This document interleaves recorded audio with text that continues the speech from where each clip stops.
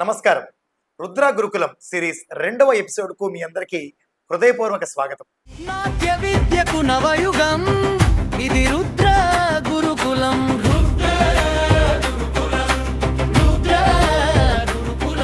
గత ఎపిసోడ్‌లో మనం గురుకులం నుంచి ఆర్టిఫిషియల్ ఇంటెలిజెన్స్ వరకు నాట్య విద్య ఎలా మారిందో ఒక అవలోకనం చేసుకున్నాం.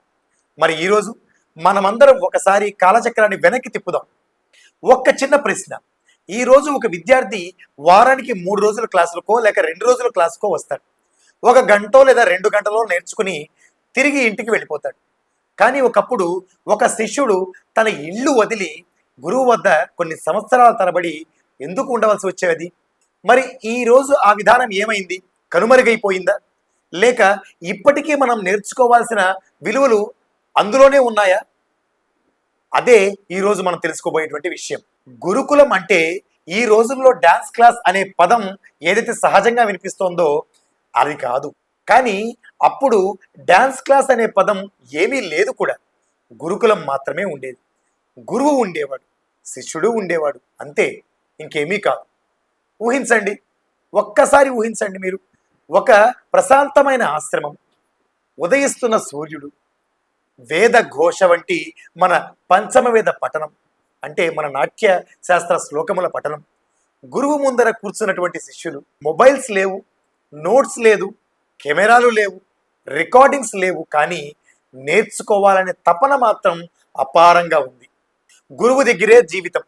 శిష్యుడు గురువు ఇంటికే వెళతాడు, అక్కడే ఉండేవాడు. కొన్ని నెలలు, అవసరమైతే కొన్ని సంవత్సరాలు, కొన్ని సందర్భాల్లో జీవితకాలం, చాలా కాలం పాటు ఎక్కువ శాతం గురువు యొక్క సమక్షంలోనే గడిపేవారు. ఎందుకంటే అప్పుడు నాట్యం అనేది ఒక సబ్జెక్ట్ కాదు, అది ఒక జీవన విధానం. అప్పట్లో ప్రశ్నలు వేరేలా ఉండేవి. ఈ రోజుల ఇంకెన్ని రోజులు ఈ ఐటెం పూర్తవుతుంది, ఎప్పుడు స్టేజ్ మీదకి పెడతారు, సర్టిఫికెట్ ఎప్పుడు వస్తుంది అనే ప్రశ్నలు ఏమి ఉండేవి కాదు. ఎందుకంటే అప్పుడు లక్ష్యం కాంపిటీషన్ కాదు, ప్రోగ్రామ్ కానే కాదు, అలాగే సర్టిఫికెట్ అస్సలు కాదు. మరి కళాకారుడు మంచి కళాకారుడిగా ఒక విద్యార్థి తయారవడం ఒక్కటే ప్రత్యేకమైనటువంటి విషయంగా ఉండేది, ప్రాథమికమైన లక్ష్యంగా ఉండేది. నాట్యం మాత్రమే కాదు, గురుకులంలో నాట్యం ఒక్కటే నేర్పిస్తారు అనేది ఇప్పుడు చెప్పుకుంటున్నాం, కానీ జీవితాన్ని నేర్పేవారు. ఉదయం లేవడం ఎలా, పెద్దలను గౌరవించడం ఎలా, గురువుకి సేవ చేయడం ఎలా, దేవుడికి నమస్కారం చేయడం ఎలా, సహనం, వినయం, క్రమశిక్షణ, ఇవన్నీ కూడా విద్యలో భాగమై ఉండేవి. ఎందుకంటే మంచి నర్తకి కావడం అంటే ముందు మంచి మనిషి కావటం అని అర్థం. దానికి ఆలంబనగా నిలిచేవి అప్పటి గురుకులాలు. నాట్యం ఎలా మరి నేర్పేవారు ఆ రోజుల్లో? ఆలోచించండి. నోట్స్ లేవని చెప్తున్నాం కదా, నోట్స్ లేవు, వాట్సాప్ లేదు, గూగుల్ లేదు, యూట్యూబ్ లేదు, అలాగే వీడియో రికార్డింగ్స్ లేవు, ఆడియో రికార్డింగ్స్ లేవు. ఒక్కటే ఉంది, గమనించటం. గురువు చూపిస్తారు, శిష్యుడు గమనిస్తారు. ఆ గమనించిన శిష్యుడు మళ్ళీ దానిని అనుకరిస్తాడు, మళ్ళీ చూస్తాడు, మళ్ళీ సాధన చేస్తాడు, మళ్ళీ వెళ్ళి చూపిస్తాడు, తప్పు ఉంటే సరిదిద్దుకుంటాడు.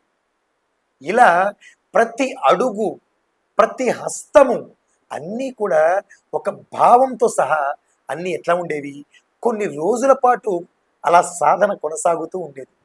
అందుకే అవి వాళ్ళ రక్తంలో ఇంకిపోయి ఉంటాయి. అసలు ఎందుకు ఇంత సమయం పడుతుంది? ఎందుకంటే వారికి క్వాంటిటీ కాదు, క్వాలిటీ ముఖ్యం. ఈరోజు మనకు ఏం ముఖ్యం అంటే క్వాంటిటీ, ఎన్ని ఐటమ్స్ వచ్చేసాయి మా అమ్మాయికి అనే ఆనందం, ఆ యొక్క తపన ఎక్కువైపోయింది పేరెంట్స్లో. ఒక ఐటమ్ ఈరోజు చేస్తే సంపూర్ణంగా వచ్చిందనేది గమనించుకోరు. అప్పుడు ఒక ఐటమ్ సంపూర్ణత, అంతకంటే ముఖ్యంగా పరిపూర్ణత అనేటువంటి అవకాశం ఉండేది. కనీసం ఇప్పుడు ఆ ప్రశ్న కూడా లేకపోయింది. బాగుంది. మరి గురువు ఎలా పర్యవేక్షించేవారు? గురువుల పర్యవేక్షణ కూడా ఆ రోజుల్లో పరీక్ష అంటే question paper, hall ticket, answer sheet, marks, ranks, certificates ఇవేమీ లేవు. ఇవన్నీ ప్రాథమిక విషయాలుగా ఇప్పుడు మారాయి. కానీ గురుకుల వ్యవస్థలో ప్రతిరోజు పరీక్షే. ఎప్పుడో ఒక డేట్ పెట్టుకున్న పరీక్ష కాదు. గురువు విద్యార్థిని గమనిస్తూ ఉండేవాడు. అతని యొక్క అడుగులు, అతని సాధన, అతని ప్రవర్తన, అతని యొక్క వినయం, అతని గమనించేటువంటి విషయాన్ని గురువు గమనించేవారు. అందుకే రిపోర్ట్ కార్డ్ అవసరమే లేకుండా పోయింది. గురువే పెద్ద రిపోర్ట్ అయిపోయింది. ఆలోచిస్తే మీరు గమనించండి, గురువే రిజల్ట్ కూడా అయ్యింది. మీరు కొద్దిమంది గమనించి ఉంటారు, తెలిసి ఉండొచ్చు. పద్మభూషణ్ డాక్టర్ వెంపటి చినసత్యం మాస్టర్ గారి ఇన్స్టిట్యూట్లో, వారి యొక్క ఇన్స్టిట్యూట్లో ఇన్ని సంవత్సరాలు నేర్చుకున్నారు అని చెప్పేటువంటి ఒక సర్టిఫికేట్, అది ఇప్పటి సర్టిఫికేట్ డిప్లొమాల కంటే ఎక్కువ. అంటే ఒక గురువు నుంచి వచ్చినటువంటి ఆ ప్రశంసా పత్రం చూడండి. అవి కూడా చాన్నాళ్ళు అవసరపడేవి కాదు. చినసత్యం మాస్టర్ గారి స్టూడెంట్ అంటేనే ఆ క్యాడర్ వేరుగా ఉండేది. ఎలా వచ్చింది? ఆయన గురుకుల వ్యవస్థని ఈ 21st సెంచరీలో తీసుకువచ్చారు మాస్టర్ గారు. అదే సందర్భం తీసుకురావడానికి చాలా మంది సిద్ధంగా కూడా ఉన్నారు. కుటుంబ వ్యవస్థ మారింది, కాకపోతే విద్యా విధానం మారింది, నగర జీవనం పెరిగింది, సమయం తగ్గిపోయింది, ప్రపంచం వేగంగా మారిపోయింది. అందుకే పూర్తిగా గురుకుల వ్యవస్థ కొనసాగడం కష్టమైపోతుంది. కానీ ఒక్కటి గమనించండి, దాని విలువలు మాత్రం ఎప్పటికీ పాతబడవు. మనం అనుకుంటాం అంతే, పాతబడేవి కాదని. గురుకులం మనకు నేర్పించేటువంటి గొప్ప పాఠాలు ఏంటో తెలుసా? గురు భక్తి, క్రమశిక్షణ, నిరంతర సాధన, వినయం, ఓర్పు, ఏకాగ్రత. ఈ 6 లక్షణాలు కూడా ఈరోజు ఒక గొప్ప నర్తకుడు తయారవ్వడానికి ఖచ్చితంగా అవసరమయ్యేటువంటివి. టెక్నాలజీ కాదు, టెక్నాలజీ ఎలాగో వస్తుంది, అది మేము ఎట్లాగో తర్వాత సిరీసెస్లో మీకు నేర్పించారు. ప్రతి ఒక్క టెక్నాలజీని ఎట్లా వాడుకుంటామనేది మేము మాట్లాడతాం. Technology versus tradition, artificial intelligence, Google, YouTube, online classes, ఇవి మనకు సహకారం అందిస్తాయి అంతే.